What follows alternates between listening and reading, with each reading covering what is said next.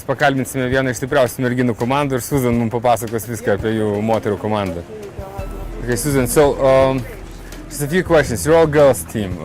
Tell us a little bit about it. Some of us started like me 15 years ago here in Antigua, and this group of us, or most of the group, have been here the last 3 years.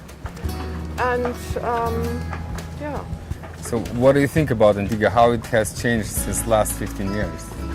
It changed because it's less boats, and we used to go to different places on the races, and now we come home every night and race in front of the door. And it's a strong competition this year. And what's your tactics for winning? You have the fridge underneath your boat, which you have to pull behind you, and we are not talking about our tactics. Someone from your team tied it to our kill yesterday, the refrigerator. Yeah, Okay. all good. of us. Good. It's a group journey. So there's several trophies that you can get awarded in Antigua. You know, from Nelson to Sunsail to Girls Cup. What would you expect to win this year? The Girls Cup and the Girls Cup from last year, which was ours. The committee was wrong, so we have to get the cup from last year and this year, Girls Cup.